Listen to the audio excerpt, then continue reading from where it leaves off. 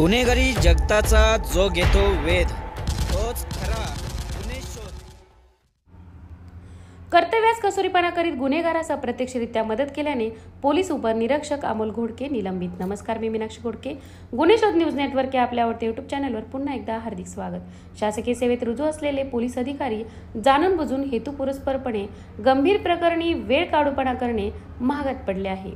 कर्तव्यात कसोरीपणा करीत चक्क गुन्हेगारास स्थानिक पोलिसांनी मदत केल्याची धक्कादायक माहिती समोर आली आहे। तपासात पोलिसांनीच गुन्हेगारास अप्रत्यक्षरित्या मदत केल्याचे समोर आल्याने लोणी काळभोर पोलीस ठाण्यात कर्तव्यास असलेले पोलीस उपनिरीक्षक अमोल घोडके यांना निलंबित करण्यात आले आहे। याबाबतचा आदेश अप्पर पोलीस आयुक्त मनोज पाटील यांनी काढला आहे। एका महिलेच्या डोक्यात दगड मारून तसेच पतीवर पिस्तुलात गोळीबार करून पसार झालेल्या 2 आरोपींना गुन्हे शाखेने अटक केली। हल्ल्यात गंभीर जखमी झालेल्या महिलेचा खासगी रुग्णालयात मृत्यू झाल्याची घटना घडली होती। त्यानंतर या प्रकरणी लोणी काळभोर पोलीस ठाण्यात खुनाचा गुन्हा दाखल करण्यात आला होता।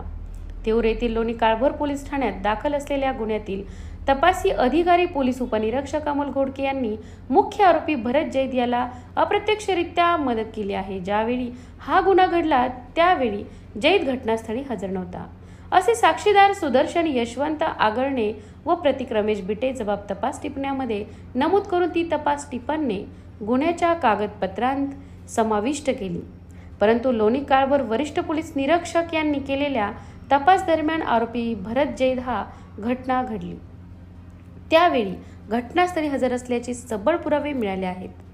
पोलीस उपनिरीक्षक घोडके यांनी बारामती येथील तिरुपती हॉटेलचे सीसीटीव्ही फुटेज जप्त करून भरत जैद हा बारामतीवरून पुण्याच्या दिशेने येताना त्याच्या इतर 7 साथीदारांसोबत काळ्या रंगाच्या फॉर्च्युनर गाडीमध्ये आला नाही, तर तो सुदर्शन आगळमे यांच्यासोबत यांच्याकडील रेवरलेट गाडीमध्ये बसून आला होता। त्यानंतर जैद हा तिऊर मार्गे न जाता हडपसर विश्रांतवाडी मार्गे गेला होता असे निष्पन्न करण्याचा प्रयत्न केला। परंतु तपास दरम्यान भरत जैद हा गुन्ह्यात जप्त केलेल्या काळ्या रंगाच्या फॉर्च्युनर गाडीमध्ये बसूनच सुपा पोलीस ठाणे येथून त्याच्या इतर 7 साथीदार यांच्यासह निघाला होता।